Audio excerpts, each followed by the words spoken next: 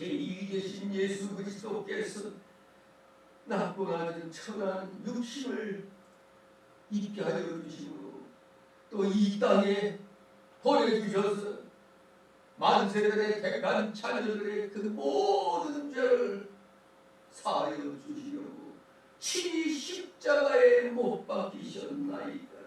십자가 지심으로 우리의 모든 죄를 과거부터 현재까지 미래까지의 지을 모든 죄들을 말갛게 도말하여 주신 놀랍고도 크신 주님의 사랑 아버지 만만 감사를 드립니다. 너무나 놀랍고 크신 사랑과 은혜를 잊다 보니 저희가 주님 앞에 교만을 떠는 그러한 모습들을 너무나 많이 보입니다. 겸손해야 됨에도 불구하고 조금 은혜 받았다면 왜 그렇게 자신이 뭔가 잘된 것, 잘난 것처럼 한순간 하나님보다는 자신을 드러내려는 그러한 마음들이 우리 속에서 꿈틀거리며 우리의 실생활 속에서 드러나고 있는 이 참혹한 현실, 너무나 병막독한 그런 현실들이 우리의 삶 속에서 너무 자꾸 나타나고 있사오니 아버지, 저희들의 어리석고 이 완악함, 이 연약함 용서하여 주시옵소서. 감사를 드립니다. 주님을 생각할 때마다, 십자가를 생각할 때마다, 영원무궁 천국을 생각할 때마다 감사가 절로 나와야 되는 터인데 잠시 잠깐 육신의 어려움이 오면 왜 이렇게 쉽게 불평불만한 자로 돌변하게 되는지요. 지난 한 주간 돌이켜볼 때 얼마만큼 주님께 감사함의 영광을 돌리는 삶을 살았는가 생각하면서, 또한 우리 인생들의 또 중요한 세상의 그 명절 추석 연휴 기간 동안 얼마나 주님을 생각하고 시간을 지냈는지 우리가 생각해 볼 때, 오늘 이 시간 말씀 받기죠. 하나님 앞에 불충했던 것들이 생각난다면 바로 이 자리에서 회개함으로 생명의 말씀을 받는 우리 사랑하시는 자녀들 받게 하여 주시옵소서.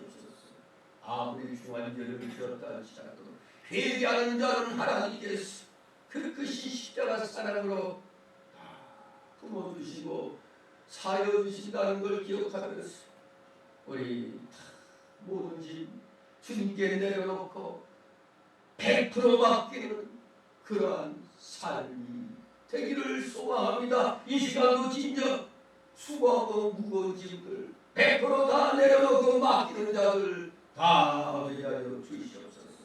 그래야 시작 때는 내일부터 시작되는 한 주간이 그야말로 은혜의 한 주간이 되기를 소망합니다. 그것도 시험이 온다 할지라도 믿음으로 말씀으로 다 이겨내면서 하나님께 찬송 드리며 영광 돌려드리는 그러한 진정 기쁨의 한 주간이 되기를 소망하면서 오늘 간절한 마음으로 귀한 말씀을 듣기를 소망합니다. 이러한 마음 자세로 우리 살아가시는 자녀들 세상을 향하여 날마다 외치게 하여 주시옵소서. 자신이 일하는 곳에서 또 교제하는 사람마다 또 다니는 곳마다 발걸음이 닿는 곳마다 주는 그리스도시여 살아계신 하나님의 아들이십니다 외치며 반드시 회개하고 예수 그리스도를 나의 구주로 영접하라고 전도할 수 있는 우리 살아가시는 성령 충만한 주의 자녀들 다 되게 하여 주시옵소서. 우리가 이러한 전도의 삶을 생활해야 되는데 이렇게 하지 못하는 것은 우리가 성령 충만하지 못하기 때문에 그런 겁니다.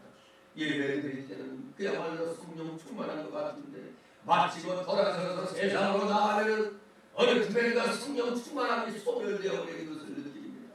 그저 세상에 어떻게 부딪혀갖고 어떻게 하면 잘 살아볼까 하는 쪽으로 마음이 쏠립니다. 아버지, 저희들의 이 완악한 이 연약한 용서해 주시옵소서. 다시 한번 마음을 가다듬고 성경 말씀을 읽으며 그 말씀 마음에 새기어 그 말씀 가지고 묵상하면서 말씀이 주시는 그 힘을 내어서 우리 모두 각자 처하는 곳마다 최선을 다하여 이 복음을 증거하는 삶을 살아가는 우리 사랑하시는 자들 다 위하여 주시옵소서. 바로 이런 생활을 우리 기독자들이 할 때 이 어둠에 쌓인 이 대한민국이 하나님의 은혜로 먹구름이 걷게 될 줄 믿습니다. 지금 이 나라는 심각합니다. 우리 기독자들이 천만이 넘니 어쩌니 해도 한 번 어떤 어려운 사태가 일어나면 천만의 성도가 어디로 사라졌는지 눈에 보이지도 않습니다. 지난 정권 하에서 너무나 이 나라가 망가졌습니다. 그동안의 좌파 대통령들이 세명이 일어나면서 대한민국은 속속들이다 하나님을 두려워하지 않으면 하나님을 멸시하는 그런 공산주의적인 사상을 가진 자들이 70, 80%가량 된다고 하니 이게 어찌 된 일입니까? 지도층 인사들의 70, 80%가 다 이런 주사파 사상, 공산주의 사상, 이 사회주의 사상을 갖고 하나님을 멸시하는 이런 어리석은 행동을 하고 있어. 이 나라가 어찌 올바르게 희망의 길로 나갈 수 있겠나이까. 우리 기독자들 정신 차리게 하여 주시옵소서. 국가의 안보가 무너지면 교회가 무너진다는 걸 알아야 됩니다. 교회만 잘 먹고 잘 살겠다고 하면 이 나라는 없어지는 것입니다. 그러면 교회가 없어집니다. 교회의 최고의 방벽이 바로 이 나라 안보인데 하나님께서 이 대한민국을 건국하여 주셔서 이 나라를 지금까지 흠화하는 나라로 이렇게 만들어 주셨는데 세계 꼴찌국가와 마찬가지였던 이 나라가 세계 최강 속에 지금 들어가 있는데 어찌하여 하나님의 은혜를 다 잊어버리고 배은망덕한 망사상을 쫓는 자들이 이렇게 자꾸 생겨납니까? 또 어리석게도 이들을 지지하는 자들이 일어납니다. 철저히 회개해야 되는 줄 믿습니다. 먼저 교회부터 하나님 앞에 철저히 말씀대로 의로운 삶을 살지 못한 것을 회개하여 주옵소서. 교회가 살아나야 이 나라가 사는 것입니다. 살아가시는 자들 우리 작은 소금교회부터 대한민국의 모든 껴있는 교회들이 다 같이 한 마음으로 하나님께 받아선다면 하나님께서 천사들을 동원시켜 이 나라를 굳건하게 세워주실 줄 믿습니다. 그러하게 될 줄 믿고 오늘도 열심을 다하여 귀한 말씀마다 마음 편안히 새기는 은혜 충만한 이 시간 되기를 소망합니다. 초록 마귀를 져주시고 각종 장년의 마귀를 틈없게 하여 주시옵소서. 말씀을 대언하는 자의 입술과 영을 죽어주자 하여 주셔서 대언되는 이 귀한 생명의 말씀 우리 성도들의 마음의 귀에 영의 귀에 그대로 새겨지게 하옵소서. 한 말씀도 땅에 떨어지는 일이 없도록 하옵소서. 감사를 드립니다. 진실로 모든 영광 주님께서만이 홀로 받으시옵소서. 예수 그리스도의 이름으로 감사드리며 기도드리옵나이다.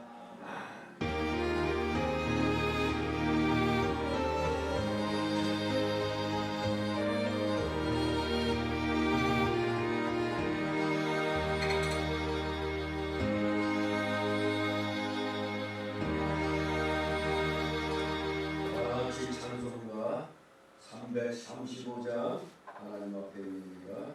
335장 찬송입니다.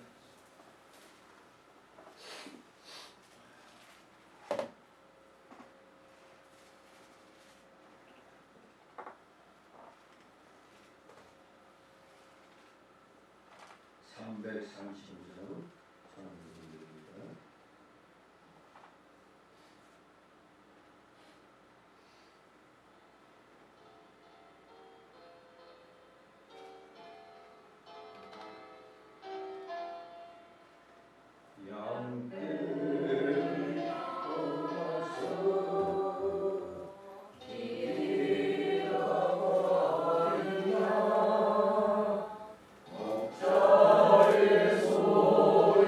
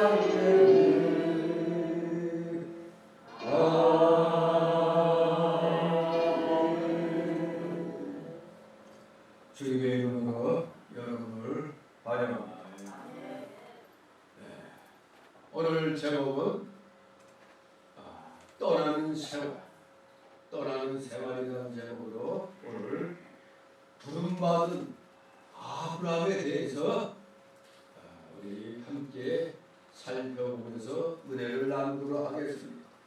소위 아브라함의 소명장이라고도 얘기하죠. 시절이 소명받은 아브라함 또는 부름받은 아브라함. 아직까지는 아브람이죠. 아직까지는 아브람입니다. 여기 12장에서부터 25장 11절까지 아브라함의 생애에 관한 이야기입니다. 25절까지.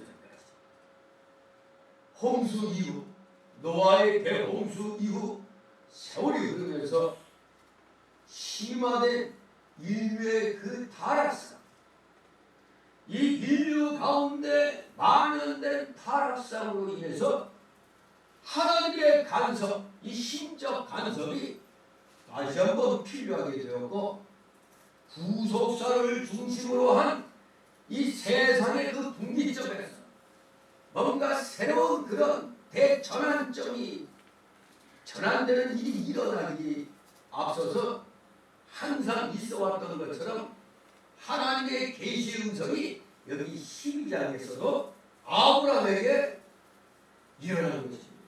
아브라함에게 하나님의 계시의 말씀이 들려온 것입니다. 맨 처음 세상 역사가 시작될 때 창세기 1장 3절에서 뭐라고 그랬습니까? 하나님이 가라사대 빛이 있으라. 하나님이 가라사대, 세상의 한 분기점에서 항상 하나님의 음성, 계시의 음성이 들리고 있습니다. 또 창세기 3장 15절에 내가 너 여자와 원수에게 하겠다 하는 그 원고음이 이제 소개되죠. 창세기 3장 그 15절을 보면 내가 너 여자와 원수가 되게 하고 너의 후손도 여자의 후손과 원수가 되게 하니. 이 항상 세상의 어떤 그 역사의 전환점에서 그 분기점에서 항상 하나님의 간섭이, 즉 계시의 음성이 들려오는 겁니다. 또 6장 13절에서도 하나님의 계시의 음성이 들려왔습니다. 13절에 계시록입니다. 창세기 6장 14절 하나님이 노아에게 이르시되, 이로부터 홍수 이후 새로운 조상이 누가 되는 겁니까? 홍수 이후의 새 조상은 노아가 되는 겁니다. 아담이 전 인류의 조상이었다면 노아는 홍수 이후 새 시대의 조상이 되는 겁니다. 그러면 오늘 등장하는 이 아브라함은 누구의 조상이 됩니까? 택한 백성의 조상이 되는 겁니다. 그죠? 예수 믿든 안 믿든 모든 인류의 조상은 아담. 또 홍수 이후 새 시대의 조상은 노아. 그러나 택한 백성의 조상은 아브라함. 이렇게 하는 시대의 분기점에서 하나님의 계시의 음성이 지금 1장 3절, 창세기 1장 3절, 창세기 3장 15절, 창세기 6장 13절에서처럼 하나님의 계시의 음성이 들려왔습니다. 이러한 시대, 이러한 하나님의 인간사의 개입은 약속된 여자의 후손 가운데서 그 복음 진리의 빛을 계속 이어나가겠다는 신적 의지, 하나님 의지의 확연이었습니다. 그리하여 개인으로부터 가정에서 마침내 국가를 형성하게 될 계시 발전의 시점에서 우리 하나님께서는 하나님의 나라 건설을 위해서 바로 여기 12장에 누구를 선택했다? 아브라함을 선택한 것입니다. 하나님 나라 건설을 위해서 아브라함을 선택한 것입니다. 그야말로 이 창세기 12장 여기 1절 아브라함이 하나님의 부름받을 때 여기서부터 택한 백성들이 이제 진정 실질적으로 시작이 된다 이렇게 얘기할 수가 있겠습니다. 오늘 여기 12장의 본문은 갈대아 우르를 떠나 가나안 땅 헤브론에서 사망할 때까지 아브라함의 인생 여정이 여기 12장에서 25장 11절까지 묘사되어 있는 겁니다. 한편 이러한 아브라함의 생애에 대한 역사성이 중요합니다. 우리가 왜 전통을 주장합니까? 정통. 우리 기독교는 이 역사 속의 기독교 아닙니까? 역사 너머의 기독교는 신정통주의. 역사 안의 기독교. 우리의 인생의 삶 속의 기독교가 진정한 기독교입니다. 역사 너머에 있다는 걸 주장하는 저 자유주의 통합 측의 그 까르바르트 사상은 자유주의 사상입니다. 우리 개혁이나 이런 이 합동측, 고시측 모든 이 사상은 정통주의지 신정통주의가 아닌 것입니다. 우리는 역사 속의 기독교입니다. 우리 인류의 역사 속에 예수님이 나타나셔서 모든 기적을 행하셨던 것입니다. 부활승천도 역사 속에 일어난 겁니다. 동정녀 탄생도 역사 속에서 일어난 겁니다. 역사 너머에서 일어났다. 그건 믿는 것 같으면서도 안 믿는 거죠. 왜? 성경 말씀의 기적을 다 신하나 전설로 돌려놓는 게 역사 너머의 사상입니다. 까르바르트 사상이 그겁니다. 신정통주의. 성경의 기적의 역사를 믿는 척하면서 아닌 겁니다. 바로 여기 아브라함의 역사 속 역시 그가 숨겼던 시대가 지금으로부터 따져보면 BC 2166년에서 BC 1991년까지 아브라함이 속했던 시대다. 오늘날로부터 따지면 4200여 년 전의 이야기입니다. 오늘이 2024년이니까 BC 2166년 되면 거의 4200년 전의 얘기입니다. 지금으로부터 4200년 전에 아브라함의 생애가 실질적으로 지구상에서 일어났던 겁니다. 아주 그가 속했던 시대의 상세한 부분까지 놀랍게도 인간들이 하도 안 믿으니까 보고학적인 그런 자료가 발굴이 됩니다. 그래가지고 진짜네. 그러다가 홍해바다 건넜을 때 애국이 군대가 다 그냥 수장됐다.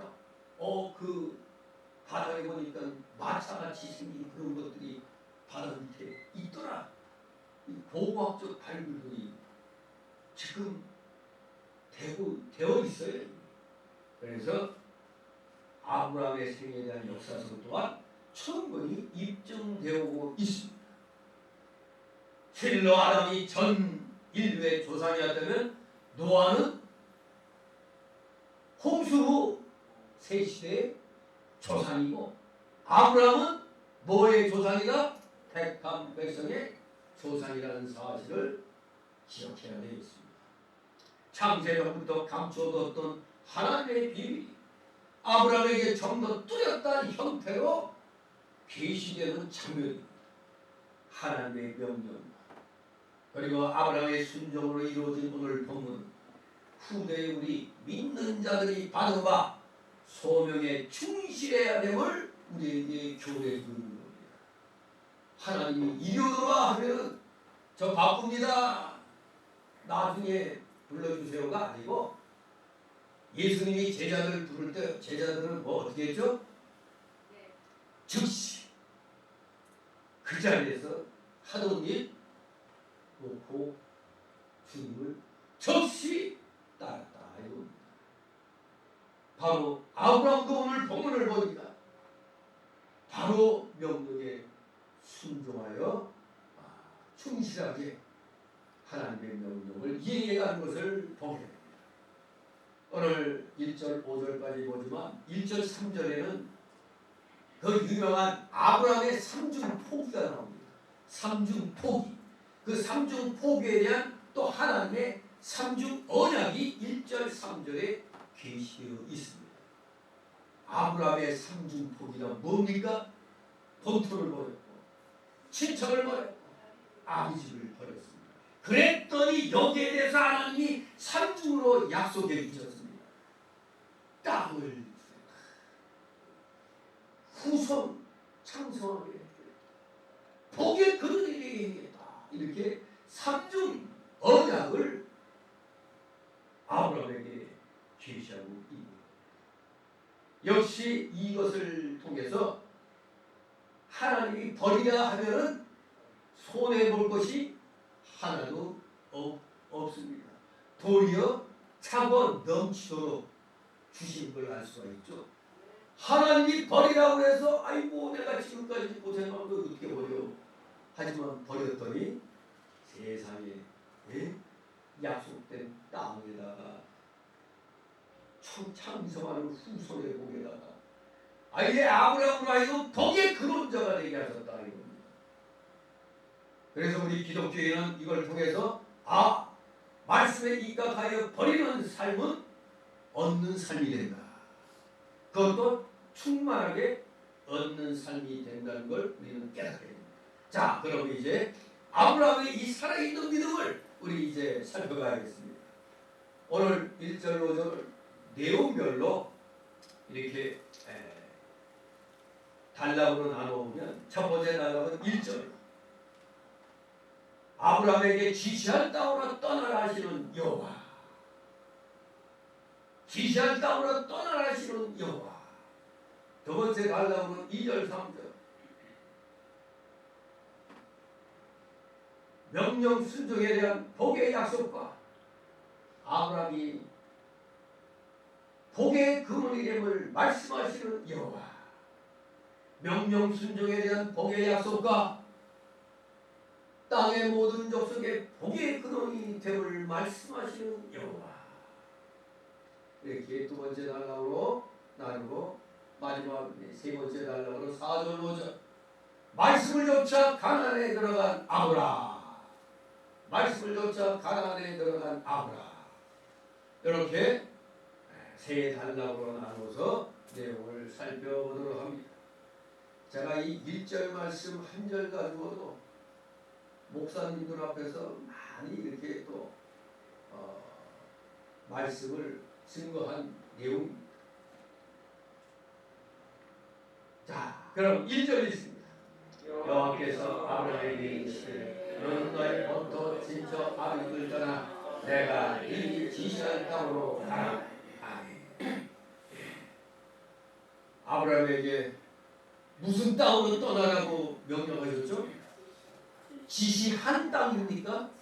지시할 땅으로 떠나라 하시는 요 지시할 땅입니다. 그러니 갈 바를 알 수가 없겠죠. 가면서 하나님이 알려주시는 겁니다. 지시한 땅이 아닙니다. 물론 조상 때부터 아브라함의 먼 조상 때부터 바로 그 약속의 땅은 어디라고 이미 알고 있죠. 가나안이라는 것은 이미 알고는 있습니다. 그러나 구체적인 여정은 알 길이 없는 겁니다. 이렇게 핵심되는 말씀은 1절에서 떠나가라입니다. 떠나가라. 누가 네 뒤에 남든지 상관 말고 떠나라는 의미입니다. 우리 기독교의 역사는 바로 이겁니다. 기독교의 역사는 두 단어로 말하면 떠나가라 이겁니다. 떠나가라. 떠남과 분리의 역사입니다. 뭐가? 기독교의 역사. 떠남과 분리. 선교사들이 대한민국 이전에 조선 땅에 20%대 조선 땅에 오게 된 것도 미국의 선교사들이 그 본부에서 당신은 어디로, 당신은 또 어디로 이렇게 이미 지시를 내렸죠. 우리 대한민국이 아니지 그때는 이 조선 이시조선에 올 때 아직 그때는 일본에게 합방되기 전이 언더우드 선교사가 이렇게 제물포에 이제 상국을 했는데 원래 언더우드 선교사는 인도로 선교가기로 돼 있었다고 그래요. 근데 기도 중에 저 동방의 저 귀퉁에 있는 나라 너무너무 이 불쌍한 어떤 그런 환상 속에 어떤 응답을 받았다는 거예요. 그래서 인도로 가려고 했던 걸 다 포기하고 바로 이 조선 땅으로 왔다는 겁니다. 이 조선 땅에 오기 전에 또 알렌이라는 또 의사 출신 정치 선교사는 언도지만 알렌이 1800년대에 먼저 왔었지. 그 후에 이제 언도우드, 아펜젤라, 감리교는 아펜젤라 두가 똑같이 같은 배를 타고 제국표에 내렸는데 누가 먼저 내렸을까요? 언도우드가 먼저 내렸을까요? 아펜젤라 두가 먼저 내렸을까요? 네, 바로 서양은 여성 먼저니까 아펜젤라 두가 먼저 내리기 때문에 대한민국의 선교의 첫 발은 감리교다 그렇게 얘기를 걸어가지고 하는 겁니다. 누가 먼저 땅에 발을 디뎠느냐 뭐 같은 겁니다. 아무튼 그 선교사가 미국에서 성령의 감동 속에 그 선교 본부에서 떠나라 하니까 그 앞길이 천천한 사람들이 거기에서 그냥 잘 먹고 잘 살 수 있는데 저 헐벗고 가난한 이시조선 땅, 조선 땅. 이시조선 왕들은 욕먹은 쌀. 이시조선 500년 동안 해놓은 게 뭐가 있어? 하나 있긴 있지. 오히려 한글 창조.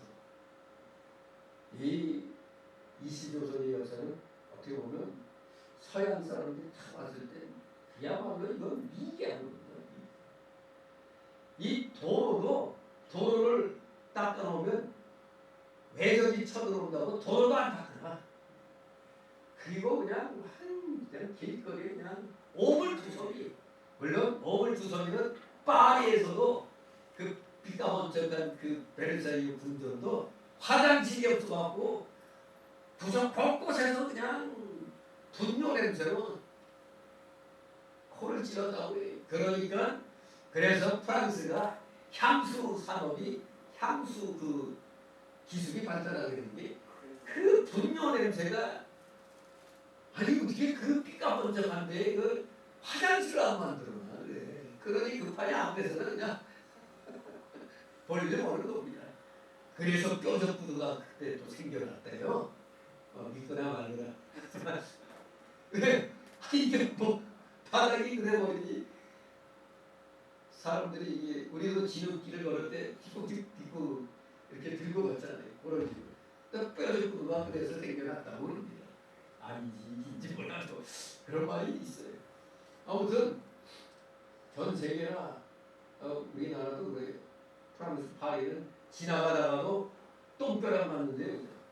집안에 있다고 그냥 창문으로 그냥 밖으로 버린다고 그래요. 그 프랑스나 뭐 우리 조선이나 매기가 먼저 해, 삐까삐까해 비슷비슷해요. 그야말로 서양 선교사들, 특히 미국 선교사들이 우리나라 왔을 때 그야말로 우리는 미개한 나라 그렇게 보일 수밖에 없어. 여자들은 다 이 가수다 내놓고 그냥 하여간 여러분도 버스 안에서 가수 내놓을래? 근데 옛날엔 제가 학교 다닐 때만 해도 버스 안에서 애가 막 울면은 아줌마들이 젊은 아줌마들이 그냥 사람들 보는 데서 그냥 내놓고 얘기 전부했어요. 근데 그때는 그게 뭐 흉해 보이지 않았죠. 예. 원래 그러니까. 원래 그래야 당연한 건데 돌이 애 우는데 가만히 있으면 뭐하고 있냐고 그러지. 근데 이시조선 때는 그때 그야말로 그 사진 보니까 그냥 여자들이 반은 대놓고도 안 했어요.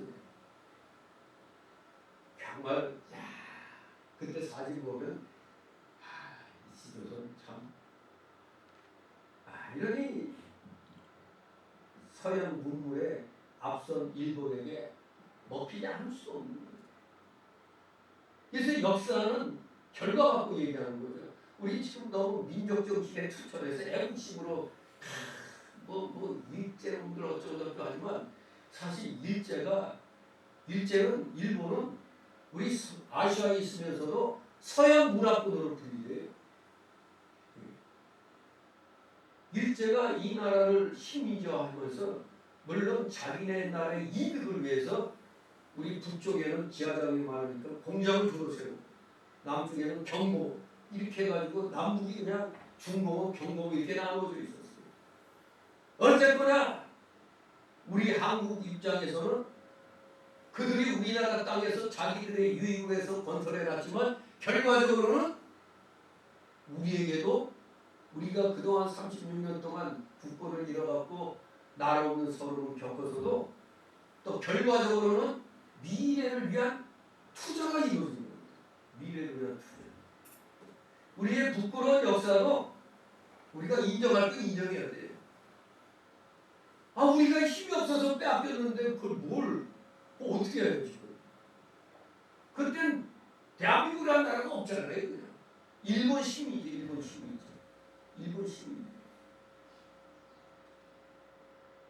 그 결과 사실 엄격하게 말하면 조선 백성들은 일제가 나왔다고 그래요. 왜? 저 몇십 프로밖에 안 되는 양반들에 의해서 일반 백성들이 그냥 압제받고 빼앗김을 살았거든요. 근데 일제가 식민지화 시키면서 노예제도를 없애버렸거든요. 상민 노예제도를 아예 없애버린 거예요. 똑같이. 그러니까 그런 상황 속에서 서양 선교사들이 와서 전도하니까 어디 감히 여기 예배당에 양반 산 놈이 앉아. 그래서 처음에는 반이 이렇게 휘장인가 쳐가지고 반은 또 갈라서 양반 상도 이렇게 그리고 또 여자 남자 그렇게 또 분리가 됐었다는 거죠. 바로 그런 데서부터 원래 제가 제일교회 사단으로 제일교회 나갈 때도 저 보니까 이쪽은 여성도들이 이쪽은 남성도들이 이렇게 두고 이렇게 앉았었어요. 근데 어느 날 이제 시간이 흐르면서 부부가 또 같이 앉게 되다 보니까 이제 좀 섞이게 되는 거죠. 하여간에 이게 불문율 같이 이렇게 남녀가 이렇게 갈라져 앉았던 겁니다. 그런데 일제로 인해서 우리나라 남쪽과 북쪽에 일본이 이제 패망하면서 이제 일본으로 쫓겨갈 때 그들이 남겨놓은 제사를 서민관대 교수가 연구해가지고 발표한 거 보면 제가 여기 주보에도 실어놨었는데 귀속재산이라고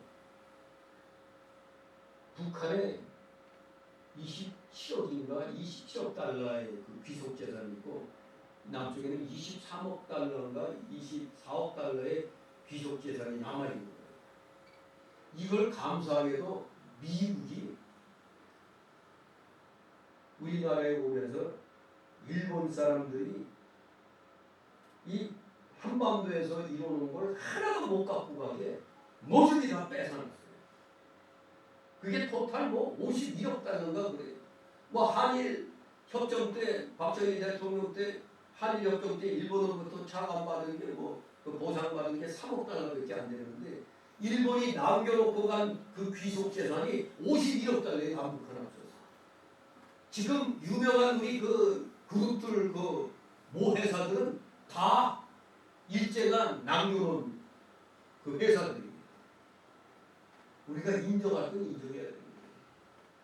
심지어 항구에 일본으로 가기 위해서 이제 일본 군인들 일본인들 다 이렇게 몰려있을 때 미군이 철저하게 주머니까지 다 뒤져갖고 얼마 이상은 못 갖고 가게 해갖고 그걸 다 뺏어가지고 우리 이승만 정권에 그걸 남겨준 겁니다.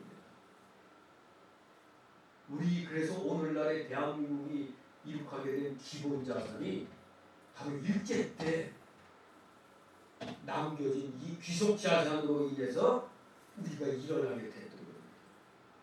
조선왕들이 해놓은 거 하나도 없어요. 그냥 도로 하나 닦아놓은 거 없고 온통 뭐 제대로 된 게 없었어요. 그저 그냥 양반인데 그런 거밖에 없었습니다.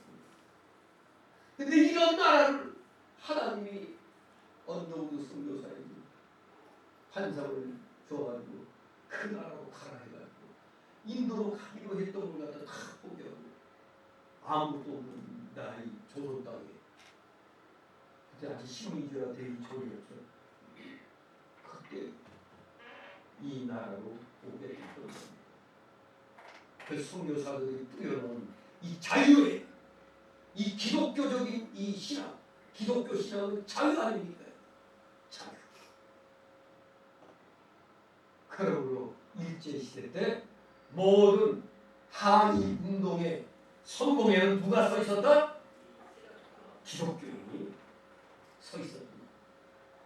그래서 일제가 볼 때 기독교인이 골치 아픈 거예요. 기독교인이. 기독교인이 항상 문제야 문제. 문제하고 이게 문제야. 그래서 일본식 소위 말하는 종교 분리가 그때 일어나는 거예요. 생겨난 거예요. 그렇게 만들어가지고 절대 종교는 정부에 간섭하지 마라. 전부 다 종교에 간섭하지 말라. 이렇게 해놓고 지들은 다 단속하는 거지. 종교만 건드리는 거지. 원래는 미국의 종교 분리는 이 기독교가 정부에 대하여 정부가 잘할 때는 간섭할 필요 없죠. 그러나 정부가 하나님 말씀에서 어긋날 때는 간섭할 수 있지. 그러나 정부가 기독교에 보고 세금 내라 뭐 내라 뭐 못하는 겁니다. 그게 종교 분리예요. 우리 기독교는 하나님 사상이기 때문에 정부는 이 교회 모든 게 다 하나님 원리 원칙에 따라 이루어지는데 어느 하나가 만약에 기독교회가 하나님 뜻 밖으로 이제 행하게 되면 그럴 때는 정부가 그러면 안 된다. 법적으로 할 수가 있죠. 왜? 이단으로 돼가지고 교인들 재산을 다 빼서 그거 어떻게 할 거예요? 정부가 간섭해야지. 그거는 잘못된 거니까. 그러니까 서로가 하나님 말씀의 원리에서 떠나지 않는 한 서로 간섭할 필요가 없는 거. 그게 바로 진정한 종교분리인데 우리나라는 일제 때부터 그게 머리에 박혀갖고 세상에 대해서 간섭하는 거 아니야. 지금까지도 대부분의 교회 목사들이 그런 잘못된 사상으로 되어 있어요. 아니 제대로 공부도 안 해서 그래요. 저기에 놓여있는 저 책에도 그 종교분리가 지금 잘 이렇게 내가 뒤져보니까 잘 설명되어 있더라고요. 하나님 뜻에 어긋나지 않는 한 서로 간섭밖에 없는 거예요. 어긋날 때 교단적으로 메시지 선포해서 성명서 발표하고 그러면 안 된다. 이런 식으로. 그래도 안 될 때는 전쟁입니다. 이 나라가 만에 기독교를 진짜 탄압하고 교회를 없앨 때는 전쟁입니다. 이런 마귀 정부는 없어야 됩니다. 근데 무조건 맨날 기독교는 사랑만 외치고 사랑도 말씀 안에서 사랑이지 말씀 벗어나면 마귀는 어떻게 하라고? 멸할 때까지 피우니까 마귀를 대적하라고 했습니다. 이것이 기독교 우리 교회에서 가르쳐지지 않고 있어요. 깨달은 목사들만 바보같이 욕먹죠. 왜? 목사가 교회에서 쓸데없는 세상 얘기하는 거예요. 참 그래서 원래 옛날에도 성각자, 선지자 먼저 깨달은 사람은 항상 대우 못 받고 욕먹게 돼 있는 겁니다. 그래도 해야 되는 거죠. 살기 위해서. 바로 우리 기독교의 역사는 불의에 대해서는 칼날 같아야 되는 겁니다. 떠나야 되는 겁니다. 불의와는 타협이 안 되는 겁니다. 떠나면 불의해야 되는 겁니다. 이 떠남과 불의가 바로 기독교 역사입니다. 여기 1절에 아브라함의 경우가 그렇습니다. 또한 창세기 19장 17절에 죄악의 도성 소돔과 고모라를 떠나야 했던 롯의 경우도 다 그랬잖아요. 그러나 의인 10명만 있어도 멸망시키지 않겠다고 했는데 10명이 있었어요? 없었어요? 없었죠. 그래서 일단 떠남으로 롯은 일단은 살았어요. 그리고 출애굽기 12장 40절 41절에 노예와 속박의 땅 애굽을 떠나간 이스라엘이 모세를 인도자로 하여 애굽을 탈출했죠. 출애굽했잖아요. 거기에 있으면 안 되니까 400여 년 전에 약속하신 그 약속의 땅으로 떠나야 되는 겁니다. 그저 여기가 젖사오니 하고 있으면은 평생 노예 생활할 수밖에 없고 바로 노예와 속박의 땅 애굽을 떠나간 이스라엘의 경우 그리고 마침내 최후 심판으로 멸망당할 죄악된 이 세상에서 분리되어 하나님의 나라로 영적 순례의 길을 떠나야 할 우리 자신들, 우리 성도가 히브리서 11장 13절 16절 말씀처럼 우리 다 이 세상 떠나는 준비를 해야 되는 겁니다. 어쩌면 이미 다 연습 많이 했죠. 여러분 결혼하고 나서 먼저 결혼할 때 부모로부터 떠나죠. 그래서 단칸방에서 월세 살기 시작하죠. 또 그리고다가 또 월세산에서 또 탈출, 전세, 또 전세에서 탈출, 또 조그만 집, 그러다 또 저기 아파트, 또 탈출해서 아파트. 예, 영원한 탈출은 천국이죠. 예, 그야말로 우리의 삶은 떠나면서 이루어지는 거예요. 떠나면서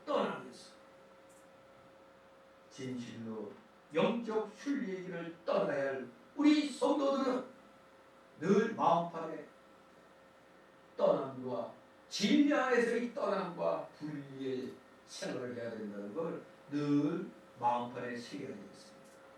오늘 아브라함이 떠난 땅은 본토를 떠나는 거였습니다. 11장 28절에 보니 본토는 어디를 가리킨다고? 우상 숭배의 도시인 어디? 갈대아 갈대아 우상의 도시 아닙니까? 아브라함의 아버지는 우상 만들어갖고 팔아서 먹고 살았단 말입니다. 바로 그곳에 있으면 안 돼요. 죄악의 도시는 떠나야 되는 겁니다. 그래서 맨 처음 하나님께서 지시할 땅으로 떠나라 할 때 제일 먼저 언급한 것이 본토를 떠나라 이겁니다. 본토를 떠나라. 즉 이 말씀을 영적으로 볼 때 자기 중심으로 사는 것을 떠나라는 겁니다. 물질 중심으로 사는 것에서부터 떠나라. 즉 물질선을 넘어서야 된다는 얘기입니다. 성도가 자기를 위하며 자기 중심으로 사는 생활을 떠나 하나님만 위하고 하나님 중심으로 사는 생활로 돌아가야 되는 겁니다. 아브라함은 이 이스라엘 백성인데 하나님의 선민 이스라엘 백성인데 어찌하여 우상 만드는 땅에서 우상 만들어서 먹고 살고 있으니 떠나야 되는 거 아닙니까? 그런데 돈을 잘 벌었나 봐요. 아브라함의 아버지가 못 떠나고 있는 거니까 돈 잘 벌어갖고 나름대로 그곳에서 제법 번성했어요. 그러니 그것을 떠난다는 건 오늘날 쉽게 말하면 우리가 어디에서 터잡아서 장사를 하는데 여기가 되게 싼데 그런데 예수 믿고 난 다음에 이걸 버려야 돼. 버리는 게 쉬워요? 어려워요? 어렵죠. 우리나라 그 교단 중에 청봉회라는 데가 백영희 목사님이 저기 거창서 쪽에서 원래 술장사했어요. 술공장. 돈 잘 벌었죠 뭐. 그런데 예수 믿고 난 다음에 그래서 싹 팔아서 정리하고 다 나눠줘버렸어요. 그게 바로 뭐를 실천한 거예요? 본토를 떠나는 삶을 실천한 겁니다. 물질선을 떠나는 삶을 충무의 최초의 그 초회장인 백영희 목사님이 실천한 겁니다. 이거 아무나 못하죠? 어떻게, 아이고 내가 어떻게 이거 모았는데 이걸 다 나눠줘. 그렇습니다. 이 물질선부터 넘어서야 되는 겁니다. 본토를 떠나는 것, 이 물질선을 넘어서는 것이 신앙생활의 제일 첫째 단계입니다. 바로 성도가 신앙생활하면서 몸된 교회가 헌금 생활을 하게 됩니다. 헌금 생활이 신앙의 첫째 단계예요. 예수님이 나의 구주로 믿어졌다면 이 물질선을 극복해야 됩니다. 그런데 아이고 아까워라. 아이고 아까워라. 본토를 떠나지 않으면 하나님의 말씀을 따라갈 수 없고 전진할 수 없는 거예요. 전진이 안 돼. 자꾸 믿음의 전진이 돼야 되는데 그냥 그 멈추 잡고 있는 겁니다. 자기만을 위해서 살려고만 해요. 아, 그래도 내가 이게 있어야 되는데. 하나님이 아브라함에게 세 가지를 포기하라고 해놓고 아무것도 안 주셨어요? 더 차고 넘치는 세 가지 약속을 주셨잖아요. 우리 모두 신앙생활할 때 그 사람의 그 신앙의 그 중심을 보려면 먼저 본토를 떠난 생활을 바로 하고 있는가? 요거부터 보는 겁니다. 이것이 제 1순위가 되는 겁니다. 아직도 이게 안 이루어졌으면 아직 멀었습니다. 이것이 첫 번째입니다. 물질선을 떠나라. 두 번째, 뭐를 떠나는 삶? 친척을 떠나라는 겁니다. 친척을 떠나는 삶. 바로 이것은 인정을 떠나라는 뜻입니다. 아이고, 친척이 있는데, 내 친구가 있는데 나 혼자 어디 가서 살아. 북한에서 탈북하는 사람들, 북한에 친척이 없겠어요? 친척이 다 있어. 자기 처자식도 있어. 근데 눈물을 머금고 탈북을 하는 사람들, 인정이 끌리면 절대 탈북 못해요. 절대. 내 아버지 엄마 어떻게 해요? 내 친척을 어떻게 해요? 바로 인정을 떠나는 삶을 살아야 이제 기독교인으로서의 두 번째 단계로 나아가는 겁니다. 우리 성도가 인정에 얽매이면 하나님의 말씀을 따라갈 수 없습니다. 우리 성도는 인정을 떠나서 하나님의 말씀을 따라가야 생명길을 걸어갈 수가 있는 것입니다. 여러분, 주일날 어디서 결혼식이 있어? 가야 돼요? 안 가야 돼요? 이럴 때 욕 안 먹으려면 2배로 내야 돼요. 내 결혼식 할 때 저 친구 왔는데, 내 자녀 결혼식 할 때 왔는데, 하필이면 왜 또 주일날 해? 안 갈 수가 없잖아, 이거. 그러면 그 전날에 미리 연락을 해서 또는 만나든가 해서 축하금을 미리 배로 주든가, 아니면 시간이 안 되면 요새는 계좌로 쏘아주잖아. 그게 더 낫지? 오면은 축하금은 5만 원이나 10만 원 됐는데 와서는 자기 식구들 다 데리고 와서 20만 원어치 먹고. 아무튼 우리 오늘날 우리 기독교인들이 많이 범하고 있어요. 주일날이라도 안 보여. 우리같이 결혼식장, 장례식장. 장례식장은 나중에라도 가면 되는 거예요. 결혼식장은 조금 그렇잖아요. 그 시간 놓치면. 그러나 미리 하나님 앞에 이렇게 신앙인으로서 양심을 지켜야지. 축하금도 안 주면서 나 오늘 주일이라 못 가 이러면 누가 욕을 먹어요? 하나님이 욕을 먹잖아요. 저 싸가지 없는 거. 진실로 성도는 인정선을 넘어설 줄 알아야 돼요. 인정을 떠나서 하나님 말씀을 따라야 되는 겁니다. 이것이 두 번째 우리가 범하기 쉬운 친척을 떠나는 삶입니다. 이 2단계까지 또 그런 대로 잘 나와요. 마지막 3단계는 좀 어렵죠. 아비 집을 떠나는 삶입니다. 아브라함의 아비 데라는 우상을 섬겼기 때문에 아브라함은 이 아비 집을 떠나야 했습니다.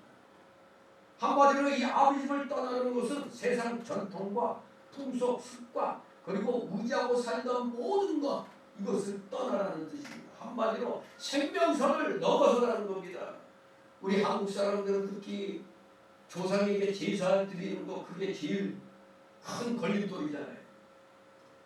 여전히 예수 믿고도 제사 드리는 사람들 많습니다.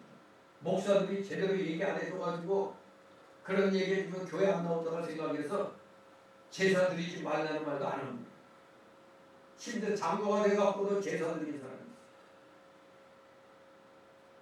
왜? 제사 안 드리면 그냥 뭐 집안에서부터 그냥 완전 그냥 이 호적에서 파내버린다는 뭐 별별 소리 다 듣고 이런 세상 전통과 풍속 습관 의지하고 살던 모든 것을 하나님 나라와 그를 먼저 가는 심령으로 우리는 떠나야 되는 겁니다. 진실로 이것은 그야말로 생명을 떠나는 삶입니다. 이시조서 때 제사 안 드린다고 했다가 그때는 천주교도 마찬가지였죠. 그때는 제사 안 드리는 거 했다가 머저리 잡아다가 다 못 베인다. 천주교인들은 저쪽 저기 합정동에 절주산이 있죠. 그게 바로 천주교인들이 머저리 목이 잘리는 곳이 그 절주산이에요. 그래서 절두 머리 잘리고 절주산이 그겁니다. 그런데도 오늘날 로마 가톨릭은 그냥 온갖 제사 다 드리죠. 그때만 해도 그래도 하나님 이러면서 그래도 신앙 지키는 것 같이 보였는데 오늘날에는 전혀 찾아볼 수가 없죠. 가톨릭은. 아무튼 우리는 이 물질선을 떠나고 인정선을 떠나고 생명선을 떠나는 삶을 살아야 돼요. 목숨까지 왔다 갔다 할 수 있어요. 조상 풍속 이거 잘못된 거다 비실풍속이다 버렸다간 그냥 국가에서 그냥 잡아다가 죽이는 이런 일들이 많았던 거예요. 그야말로 생명이 왔다 갔다 할 수 있는 그런 상황인데 이것도 떠나야 돼요. 그게 바로 아비집을 떠나는 삶인 것입니다. 이것을 떠나지 않으면 하나님의 말씀을 따라갈 수 없습니다. 주님을 따라가는데 방해되는 세상 권세나 돈이나 명예 영광을 떠나야만 우리 성도가 생명의 길을 걸어갈 수가 있는 겁니다. 그런데 마태복음 19장 16절 이하에 보면 예수님을 한 젊은 부자가 찾아왔죠. 그런데 그 젊은 부자 청년은 재물 때문에 생명의 길을 걸어가지 못했습니다. 재물이 아깝잖아요. 단 하루 누나 보니까 이거 무슨 소리야? 내가 어떻게 보고 있지? 고민하면서 갖다 줬죠. 예레미야 17장 5절에 보면 나 여호와가 이같이 말하노라 무릇 사람을 믿으며 혈육으로 그 권력을 삼고 마음이 여호와에서 떠나는 그 사람은 저주를 받을 것이다. 마음이 떠난 자가 저주받는다는 게지 무슨 앞에 거 뒤에 거 쫙 잘라먹고 사람 믿으면 저주를 받는다고 이런 얘기하면 안 되죠. 사람은 믿어야지. 우리가 믿으며 살아야지. 그러나 믿을 대상은 못 되죠. 언제든지 배신 때릴 수 있습니다. 단지 사람은 사랑할 대상입니다. 사랑할 대상이지 믿을 대상은 아니에요. 근데 사람만 철떡같이 믿고 그렇게 생활하다 보면 또 그 사람이 갖고 있는 권력을 의지하다 보면 하나님보다는 그 사람과 그 권력을 의지하게 돼요. 그러니까 저주를 받게 돼요. 사람을 믿어서 저주받는 게 아니고 그 사람에게 의지하게 되고 하나님을 떠나니까 저주받는 거예요. 하나님을 떠나는 자 저주가 임하는 것입니다. 사도 바울은 전에 살아가던 종교적 전통과 의식을 다 해로운 것으로 여기고 배설물로 여기면서 오직 그리스도만 없고 그 안에서 발견되기를 원했다고 빌립보서 3장 4절 8절에 말씀하고 있습니다.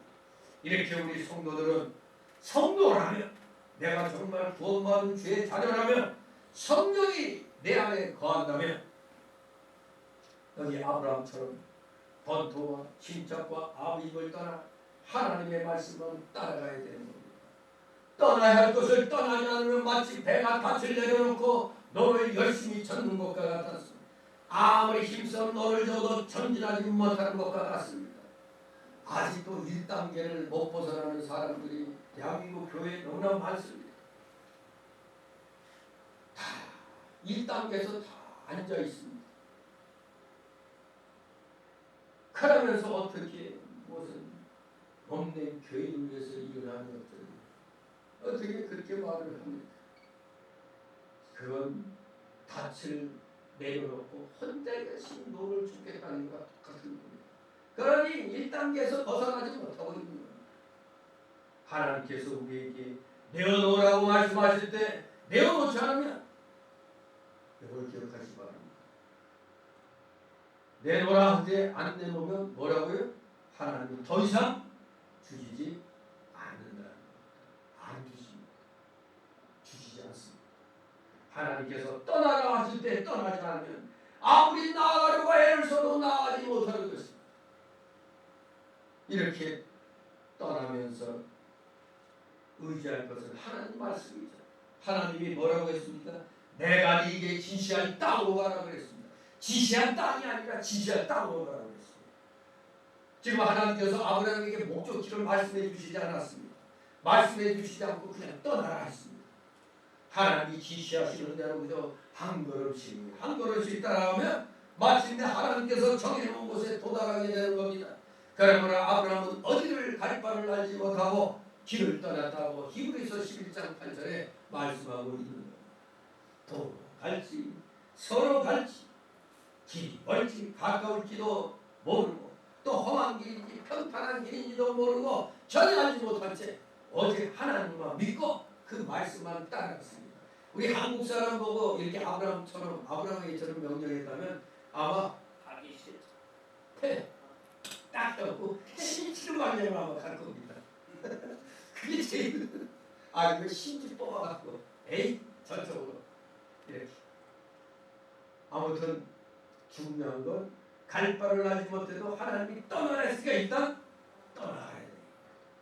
우리 성도들이 이렇게 하나님의 말씀을 의지하여 따라갈 때 자기 생각, 자기 주장 다 버리고 가야 됩니다. 무조건 하나님만 믿고 그 말씀만 따라가면 하나님이 어디로 인도해 주신다? 생명의 길과 복된 자리로 반드시 인도해 주신다는 것을 믿으시기 바랍니다. 진실로 하나님은 공짜가 없습니다. 우리가 하나님을 위해서 희생한 만큼 하나님은 그 희생한 대가를 우리에게 반드시 주시고, 두 번째 달라고 2절 3절 명령 순종에 대한 법과 땅의 모든 족속의 복의 근원이 됨을 말씀하시는 여호와. 좀 떠나라는 여호와의 명령에 순종한다면 복을 주시겠다고 약속했습니다. 그러면서 모든 족속의 복의 근원이 된다고 했습니다. 2절 있습니다. 내가 흥미로워 내게 복을 주어 네 이름을 참되게 하리니 너는 복의 근원이 되리라. 아멘. 우리 하나님께서 본토와 친척과 아비집을 떠나 하나님이 지시하시는 곳으로 가는 아브라함에게 복을 주시겠다고 분명히 약속하셨습니다. 여기에 주어진 복의 성질은 물론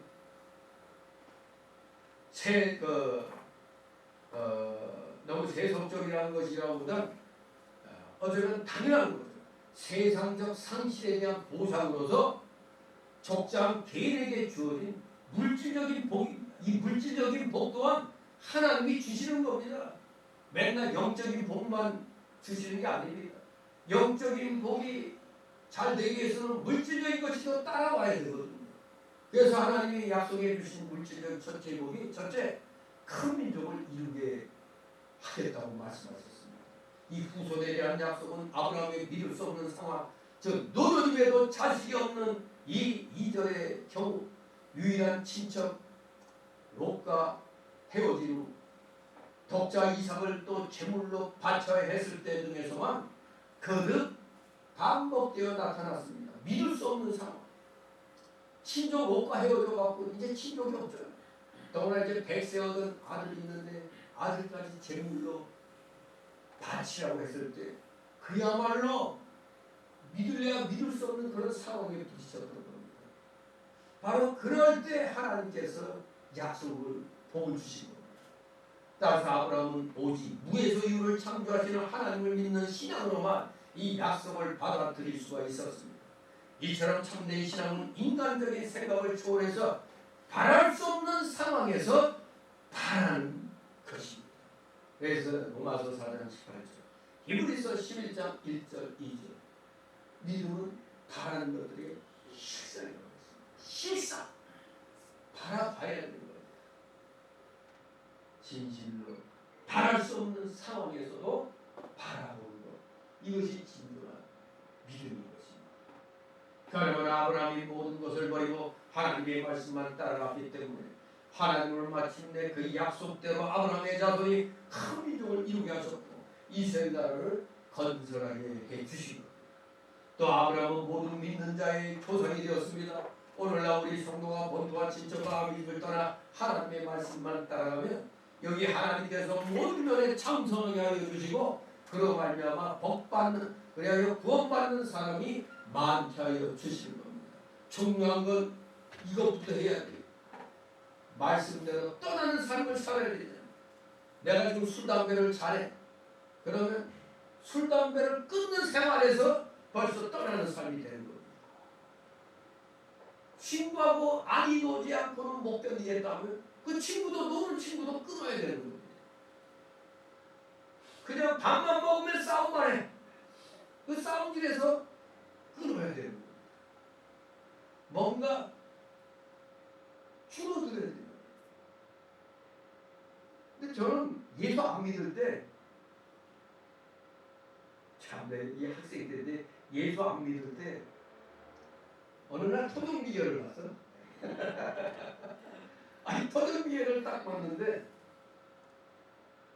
아이 잘못하면 유치장 신세 된다 이렇게 나와서 그때 제가 좀 학생 때 얼핏하면 싸움으로 돌아다녔는데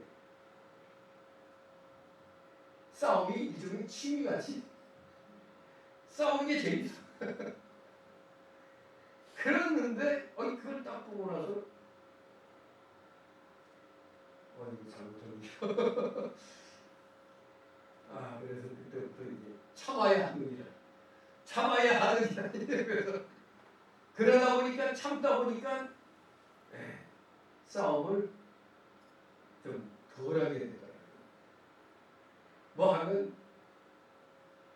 그 전에는 지나가다가 뭐 한번 노래방 가서 왜 노래방 하면서 먼저 한 방 쳐버렸는데 이제는 그냥 욕하고 지나가도 그렇게 바뀐 겁니다. 그때 예수 믿었으면 되게 잘 믿었을 것 같아요. 네. 아무튼 떠나는 삶 이게 중요한 거예요. 특히 우리 인간에게 가장 약점이랄 수 있는 그 물질 문제를 극복할 수 있어야 돼요. 그러면 하나님이 모든 면에서 참석해 해주는데 여기같이 큰 민족을 이루게 해주겠다고 하셨는데 이걸 갖다 눈에 안 보이니까 그게 미래일이니까 잘 사람들이 못 믿는 겁니다. 두 번째 보고 뭐냐? 이름을 창대케 해주겠다고 했습니다. 이름은 실상과 인격을 가리킵니다. 이름. 그래서 우리 한국 사람은 특히 이름을 잘 지으려고 하죠. 이름을 멋있게 아주 크게. 이 이스라엘 사람들도 이름이 아주 보면은 다 성경에 나오는 그런 이름들로 아주 많이 짓잖아요. 옛날에 그 무슨 인디안 속에 속한 백인 이야기가 늑대와 함께 춤을 그런 영화가 있었죠. 난 그게 영화 제목이 뭐 늑대와 함께 춤을 했더니 알고 봤더니 인디언들이 짓는 이름의 이름 그 이름을 해석해보면 늑대와 함께라는 이름이에요. 야 늑대와 함께 그게 이름이에요. 이름. 하여튼 세상 모든 사람들이 이름 짓는 데는 다 뜻이 있게 짓더라고요.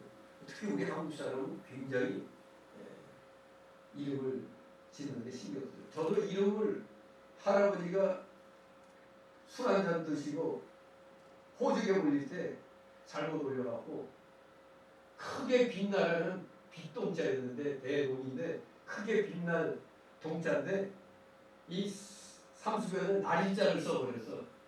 근데 따지고 보니까 그렇게 되면 큰 물이 되어버려요. 근데 성경적으로 볼 때 큰 물은 성령의 물이거든요. 큰 빛이 되라는 거나 큰 물이 되라는 거나 지금 생각하면 성경적으로 괜찮은 말이에요. 네? 마치 바울이 사울이라는 이름을 갖고 있을 때 큰 자라는 의미가 있었는데 또 헬라어 이름으로 바꿔서 바울이 됐을 때 작은 자라는 이름이 된다는데 그래서 가만히 생각하니까 바울도 그래서 사울이었다가 바울로 큰 자가 작은 자 그럼 나는 소동이라고 예수 믿고 나서 소동이라고 이름을 바꿔야 되나 그런 생각도 했었어요. 네. 아무튼 이름은 중요합니다. 이름 그래서 우리가 뭔 일이 됐을 때 사람들이 뭐라고 해요? 야, 이름값 한다. 이름값 한다. 그러잖아요. 근데 어떤 사람은 쫄딱 마음을 하는데 사람들이 야, 이름 잘 지어야 되겠네. 이름대로 되네. 뭐 그렇게 얘기를 합니다.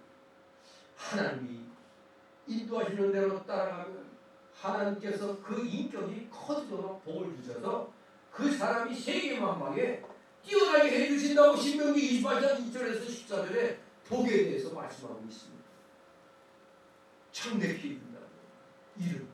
이름이 빛나게 해준다고. 실제로 아브라함의 이름은 위대하게 되었습니다. 17장 4절 5절에 보니까 열국의 아비로 바뀌었습니다. 또 20장 7절에 선지자로, 23장 6절에 하나님의 방금, 시편 105장 5절 6절에 여호와의 종으로, 또 야고보서 2장 23절에 하나님의 거스로, 이런 명칭을 부여받았습니다. 뿐만 아니라 그 이름은 택한 백성 이스라엘의 창설자로서 또한 모든 믿는 성도들에게는 믿음의 조상으로서 길이 남게 되었습니다. 여러분의 믿음의 조상은 누구? 아브라함. 이게 나오잖아요. 아담 그러면 땡. 그 전 인류의 조상이고 택한 백성의 조상은 아브라함이었습니다. 이렇게 큰 인격은 마태복음 5장 19절 보니까 천국에 가서도 큰 자가 되는 겁니다. 이 땅에서 연습해야 되는 겁니다. 이 땅에서 연습해서 나의 인격이 커지도록 만들어야 되는 겁니다. 그런데 뭐 그냥 내가 살다가 죽을 때쯤 돼갖고 열심히 믿지. 그게 됩니까? 열심히 내가 오늘 자다가 내일 못 일어날지도 모르는데 이게 어젯밤에 또 이상하게 또 돌아가신 안병남 목사님 왜 또 그냥 내 꿈에 출연료도 안 주는데 자꾸 나타나요. 약간 좀 그냥 혼란스러웠는데 아무튼 우리는 이 세상 떠나기 전에 이 세상에서 뭔가 좀 하나님을 위해서 일을 해야 됩니다. 하나님을 위해서 일을 하면 작은 이름이라고 우리가 남을 수가 있어요. 저도 우리 지금 대학로이지만 동로의 약사에 이름이 올라가 있죠. 그 임원 이름으로서 그 노회장으로서. 근데 또 대학노회는 또 역사적으로 초대 노회장으로. 증거 저기 있잖아요. 노회회 그 총회장이 특별히 만들어갖고. 아무튼 자그마한 데서나마 우리 인간의 이름이 남아야 돼요. 하다못해 우리 속담에 뭐요? 호랑이도 가죽을 남긴다고 그랬잖아요. 우리 호랑이도 가죽을 남기는 것처럼 우리도 사람 이름을 좀 남길 줄 알아야 되겠습니다. 강제구 소령하니까 뭐가 떠올라요? 수레탄 투척에서 잘못된 걸 부하들이 죽을까봐 자기 몸으로 덮어가지고 자기 몸이 산화가 되는 거죠.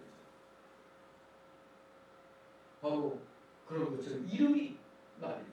저 한강 대교 건너기 전에 그 공수훈련 하던 그 사람의 동상이 하나 있죠. 그 옛날 그 한강 백사장에서 공수훈련 많이 했거든요. 그때 겨울에 공수훈련 하는데 부하가 그냥 자기보다 먼저 뛰어내린 부하가 낙하산에 안 펴지는 거 보고 그때로 그냥 그 영화 한 장면처럼 해서 그냥 그 잡아가지고 낙하산 안피 빼서 낙하산 펴지게 하고 자기도 이제 딱 뛰어가는데 이게 안 펴지는 거였어요. 그래서 그냥 떨어져 죽었죠. 그걸 기리기 위해서 지금도 이원능 상사. 상사였네. 장교가 아니었어? 군사했다가 부서가지고. 이름을 또 어떻게 기억하죠? 네. 그렇게 또 이름이 남는 겁니다. 진실로 우리 기독교회는 각 속한 계교에서 열심히 충성하면 그 이름이 하늘나라 이름책에 기름책에 기록이 되는 겁니다. 진실로 여러분들은 이미 하나님 나라의 그 생명책에 다 기록이 되어 있는 겁니다. 그런데 우리는 인간적인 욕심이 있다 보니까 살아있을 때도 좀 참되게 해주기를 또 원하는 것이죠. 그런데 분명히 하나님은 이 먼저 아브라함에게 세 가지 언약을 주시되 첫째가 큰 민족을 이루게 하겠다. 두 번째가 이름을 청대케 해주겠다 했습니다. 결국 그렇게 됐습니다. 마지막 세 번째는 복의 근원이 되게 해주신다고 했습니다. 이것은 아브라함 자체가 복이 된다는 것입니다. 하나님의 말씀만 따라가는 사람은 누구나 다 복덩어리가 됩니다. 여러분도 이미 복덩어리가 되어 있어요. 그래서 여러분과 교제하는 자들은 여러분 때문에 복 받는 겁니다. 이 자신감을 가져야 돼요. 확신을 가져야 돼요. 넌 나 때문에 복 받는 줄 알아. 그래요. 친구가 너가 안 믿는 친구가 아니고 너 나 친구로 삼은 거는 복인 줄 알아. 나 때문에 너 복 받는 거야. 복덩어리입니다. 여러분은 복덩어리예요. 그러므로 그 사람이 가는 곳에는 복이 있고 그 사람을 영접하면 복을 영접하는 것이 됩니다. 여러분도 그거 많이 느끼잖아요. 저거 집사람이 가끔 어디 그냥 황량한 그런 식당 같은데 이렇게 들어 이제 사람들이 하나도 없네. 또 우리가 먹고 있다 보면 언제 또 사람들이 들어와 있어. 그런 거 많이 겪잖아요. 우리 예수 믿는 사람이 가는 곳은 다 복이 존재하게 됩니다. 성경적으로 예를 들면 바울 사도가 아시아로 가려고 애써도 예수님의 영이 허락지 않았고 환상 중에 마게도냐 사람 하나가 서서 건너라고 바울에게 처하였습니다. 그때 바울은 마게도냐라고서 복음을 전하는 것이 하나님의 뜻인 줄 깨닫고 유럽으로 건너갑니다. 그때 유럽으로 건너감으로 유럽이 진정 기독교가 되었던 것이죠. 유럽 사람이 큰 복을 받게 되는 겁니다. 그러나 바울을 배척한 곳에는 복이 떠났고 바울을 영접한 곳에는 복을 영접한 것이므로 복을 많이 받았습니다. 오늘날 전 세계를 주장했던 게 유럽 아닙니다. 유럽이 전 세계로 식민지 국가 본선을 한과 동시에 또 기독교와 또 로마 카톨릭이 전 세계로 퍼져 나갔습니다. 우리나라는 좀 안 좋았던 게 임진왜란 때 로마 카톨릭 신부가 외국을 따라 들어왔다. 그러니 좀 서양 선교사들이 침략자의 의미를 갖게 되죠. 남미 같은 계통에도 다 식민지 개척을 했을 때 꼭 선교사들이 갔단 말이에요. 근데 선교사님도 침략자의 하나의 표본이 되어버린 거예요. 근데 어쨌거나 전파되는 건 하나님입니다. 부정적인 의미도 있지만 식민지 개척이 또한 유럽 나라의 부강함을 전 세계로 알리는 것이기 때문에 그것을 따라 또 기독교로 이렇게 퍼져나가는 겁니다. 아무튼 이렇게 하나님의 인도를 따라가는 정도가 그 발길이 닿는 곳에는 하나님의 복이 함께한다는 것을 알아야 됩니다. 성도가 아브라함처럼 본토와 친척과 아비집을 떠나는 삶, 물질선을 떠나고 인정선을 넘어서고 생명선을 넘는 생활을 하며 즉 이렇게 하나님의 인도와 말씀을 따라가면 그 사람이 복이 근원이 되어 황무지도 소송하게 되고 사회도 생명이 산 곳이 된다고 에스겔서 47장 8절에 말씀하고 있는 거예요. 요셉이 보디발의 집에 가니 그 집에 복이 맺고 감옥에 갔더니 그 감옥에 복이 맺습니다. 요셉이 복의 근원자처럼 행동했죠. 또 애굽 총리가 됐더니 어떻게 됐다고? 애굽이 7년의 그 흉년에서 살아남게 됐잖아요. 애굽 전체만 복받은 게 아니라 그 주변의 나라들도 신앙사로 왔잖아요. 그러므로 말씀을 따라가는 사람은 복의 근원이 되는 겁니다. 오늘날 예수님 믿고 교회 나와서 믿음 생활 착실히 하는 사람들은 다 복의 근원이 되는 겁니다. 그런 사람과 사귀는 사람은 같이 복덩어리가 되는 겁니다.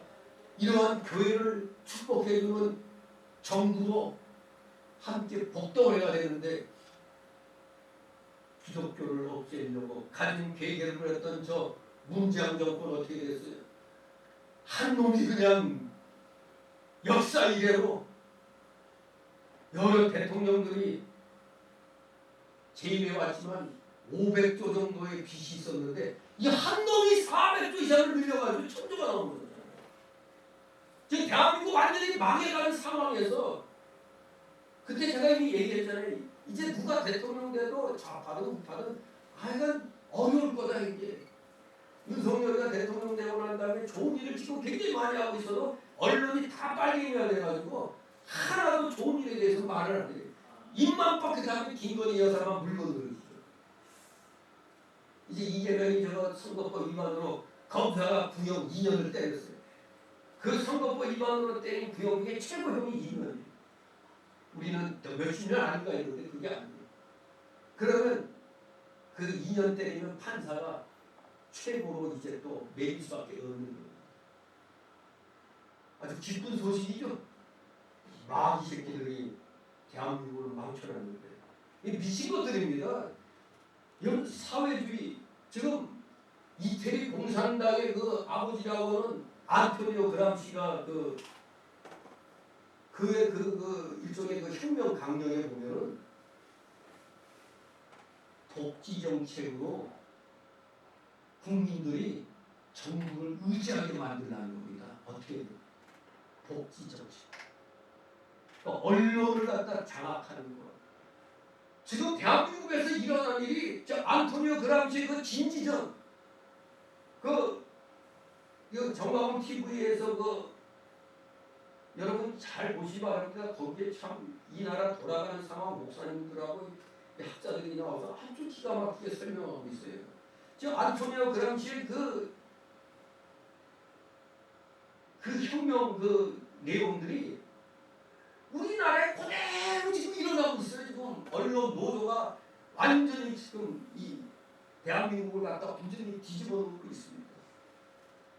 교사, 진짜 이거 진짜 전교조 그리고 거짓 소문 이게 다 그 전략 속에 이루어지는 겁니다. 전략 속에 왜 북한이 저렇게 막 굶어 죽죠? 몰라서 굶어 죽는 게 아니래요. 위에서는 다 알아요. 왜? 국민들이 배부르면 딴 생각하기 때문에 그래서 일부러 굶어 죽는 것도 그냥 놔두는 거예요. 딴 생각하기 때문에 공산주의 이론입니다. 그게 국민들이 어려운 생활을 하도록 만드는 겁니다. 배부르면 딴 생각해요. 지금 그래서 이게 장마당 세대가 MZ세대라고 하는데 지금 자꾸 우리 대한민국 드라마 보고 완전히 말도 어투도 남하나되고 있기 때문에 이걸 제약을 가하면서 법까지 만든다고 그러잖아요. 이거 진실로 우리 기독교가 흥황하면 그 나라는 흥황하는 나라가 됩니다. 흥황하는 민족이 됩니다. 그런데 이 빨갱이 정권을 갖다 지지하는 자들이 대한민국의 40%까지 한대요. 그러니 우파는 단결망하면 무조건 이기는 거예요. 근데 왜 세 번씩 빼앗겼어요? 우파가 분열됐기 때문에 빼앗긴 겁니다. 절대 좌파에게 빼앗길 수가 없어요. 4대 6이에요. 아무리 잘해도. 그런데 지금 핵심 요원들이 7, 80%가 지금 장악돼 있어요.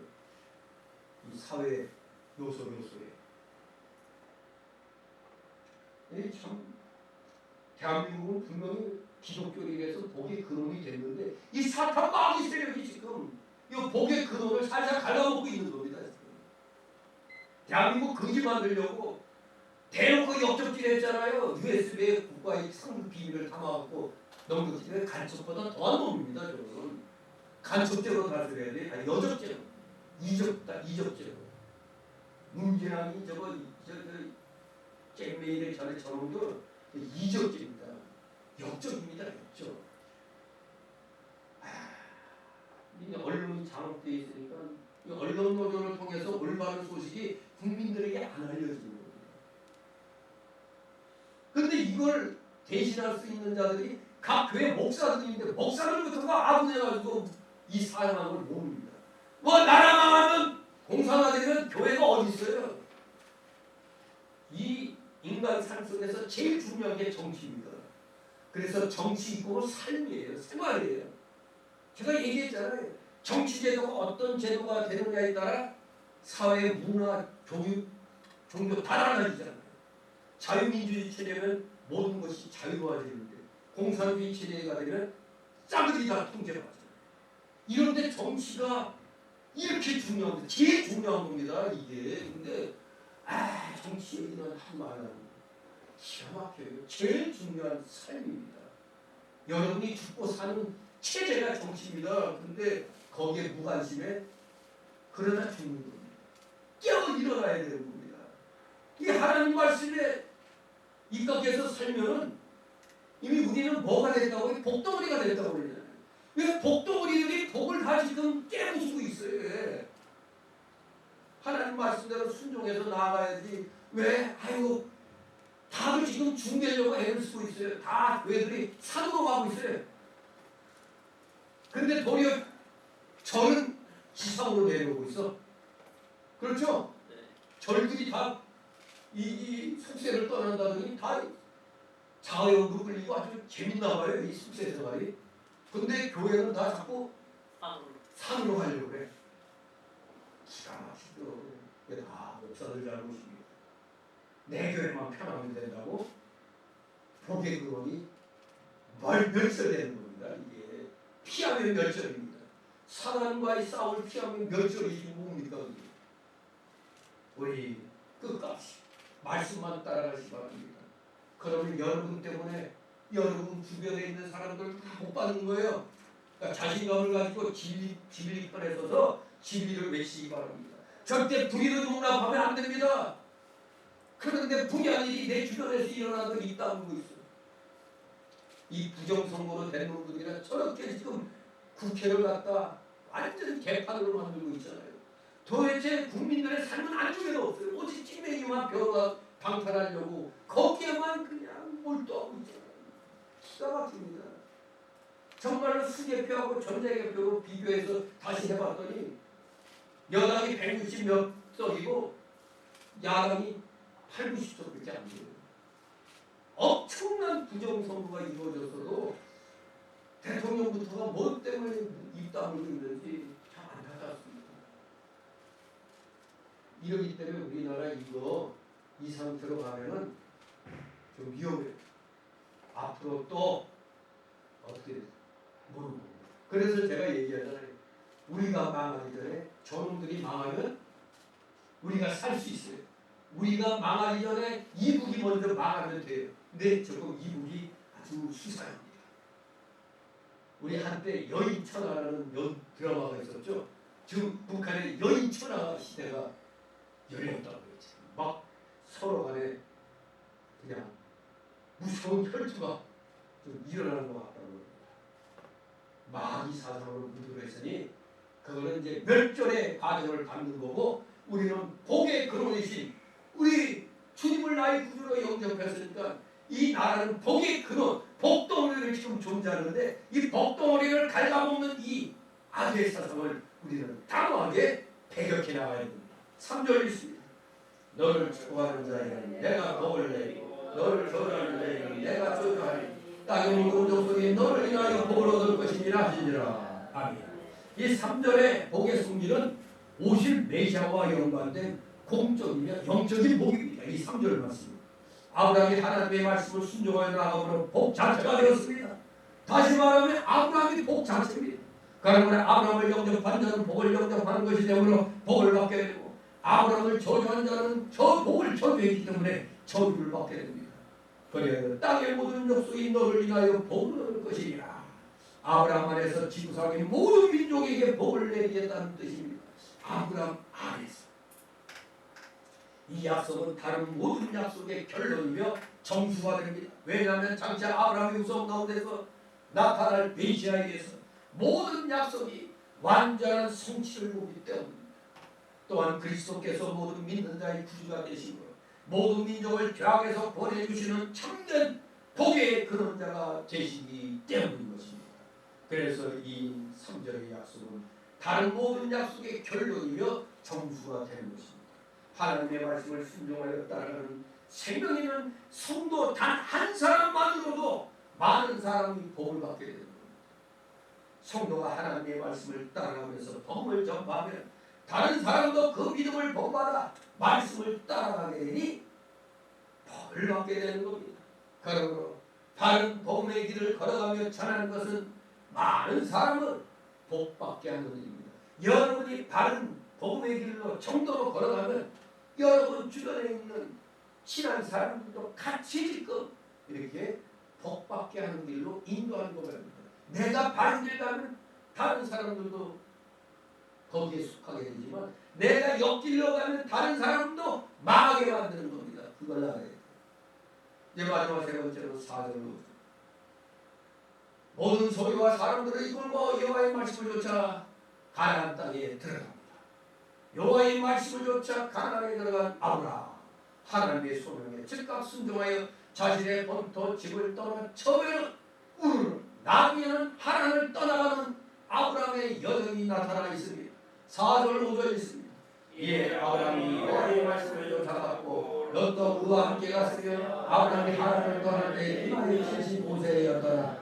아브라함이 그 안에 사내와 조카 롯과 하나님에서 모든 소리와 얻은 사람들이 끌고 가나안 땅으로 가려고 따라서 마침내 가나안 땅에 들어가더라. 아멘.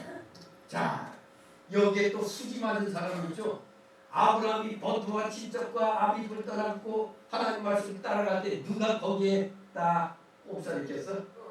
네, 조카 롯이 아브라함의 신앙을 본받아 따라갔습니다. 수지 맞았습니다. 그냥 이 모습. 그러므로 롯도 복을 받았습니다.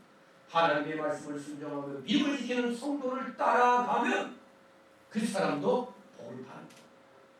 여호수아가 모세를 따라가므로 복을 받았고 엘리사는 엘리야를 따라가므로 복을 받았습니다. 또 디모데는 바울을 따라가므로 복을 받았습니다. 이와 같이 말씀대로 바른 믿음을 지키는 성도의 이 신앙 노선에 동참하는 자는 반드시 복을 받게 됩니다. 우리 소음교회가 정도를 가려고 힘을 쓰는 만큼 올바른 신앙 노선에 동참하는 것이기 때문에 비록 적은 수지만 소음교회에 나오는 여러분들은 다 반드시 복을 받게 되겠습니다. 믿으시기 바랍니다. 아브라함이 하란을 떠날 때 그 나이 몇 세? 75세였더라. 아이고 늙음하게 무슨 사도 고생하느냐 할 수 있죠. 아브라함이 하나님의 명령을 여자 하란을 떠날 때 그의 나이는 75세였습니다. 지금 좀 나이 드신 분들 전도하면 내가 지금까지 이렇게 살아왔는데 지금 믿어서 뭐해? 이렇게 말씀하시는 분도 있어요.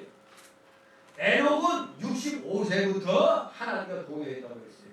65세부터. 그러나 성도는 나이 많다고 핑계하지 말고 하나님의 명령을 적시로 순종하는 생활을 해야 됩니다. 지금 한국교회는 노세에 대해서 젊은 사람들은 지금 줄어들고 다 나이가 들어가 있습니다. 그러니 나이 먹었다고 아이고 이제 우리가 뭐 하겠나? 아닙니다. 소위 세상에서 뭐라 그래? 인생은 100세부터 우리 자신감을 가지고 하나님이 원하실 때까지는 열심히 살면 됩니다. 순종하는 삶, 핑계대면 안 됩니다. 성도가 젊었을 때나 늙었을 때나 언제든지 하나님 말씀을 따라가야 합니다. 하나님의 본능에 이용당하는 것은 연령이 많고 적음에 관계없이 하나님의 말씀대로 따라만 가면 되는 것입니다. 아브라함은 지시하시는 가나안 땅으로 그 아내와 조카 모든 소유를 이끌고 들어갔습니다. 이로 인하여 많은 사람들, 따르는 자들은 다 하나님의 복을 받게 됩니다. 결론적으로 오는 말씀 히브리서 11장 8절 말씀처럼 갈 바를 알지 못하나 하나님의 말씀만을 의지하고 지체 없이 떠나는 아브라함의 결연한 모습에서 오늘날 생에 나그네 된 우리 성도들의 삶의 자세가 어떠하겠는가를 깨닫게 됩니다. 여러분들은 복 받았습니다. 아브라함은 75세 때 떠났는데 여러분들은 몇십 년 전에 예수 믿고 지금 믿음 생활하고 있지 않습니까? 우리 모두 다시 한번 아브라함의 그 믿음을 본받아서 내가 지금 물질선을 지금 제대로 정리하지 못하고 있는가? 또 인정선을 아직도 지금 왔다 갔다 하고 있지 않는가? 또 하나님이 원하시면 이 생명선까지 떠날 수 있는 그런 확신 있는 믿음의 삶을 살아야 되겠다는 것 여러분들이 삶의 목표로 삼으시기 바랍니다. 여러분의 삶의 목표는 오늘 다시 한번 물질선을 떠나라, 인정선을 떠나라, 생명선을 떠나라. 이것을 삶의 목표로 삼고 열심히 믿음 생활에 나가심으로 진정한 복덩어리로서의 역할을 잘 감당해야 하는 진정한 믿음의 용장들 되시기를 주님의 이름으로 축원합니다. 기도합니다. 거룩하신 하나님 아버지, 은혜를 감사드립니다. 사랑하시는 자녀들, 진실로 내 자신이 복덩어리라는 것을 미처 깨닫지 못하고 살아왔습니다. 우리의 믿음의 조상 아브라함의 신앙을 본받아 사는 것 자체가 우리 자신도 복덩어리가 되어 있다는 사실을 깨닫고 우리 자신감을 가지고 어디든가 저는 그리스도시여 살아계신 하나님의 아들이심을 담대히 선포해 나가는 복음 전도에 열심을 더욱더 내는 우리 사랑하시는 자녀들 다 위하여 주시옵소서. 다시 한번 마음판에 아브라함처럼 세 가지를 포기하는 삶을 살게 하나님께서는 차고 넘치는 세 가지의 복으로 응답해 주셨다는 것을 생각하며 우리 모두 하나님이 포기하라 하실 때는 최선을 다하여 포기할 줄 아는 진정한 순종의 사람들을 다 위하여 주시옵소서. 감사드리며 예수 그리스도의 이름으로 기도드리옵나이다. 아멘.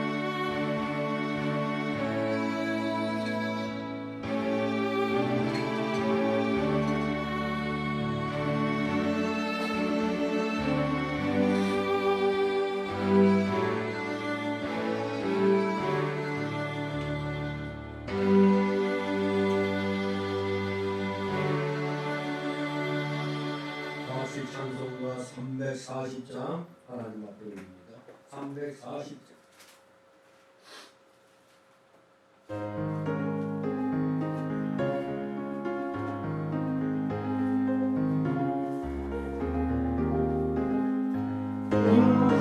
우주의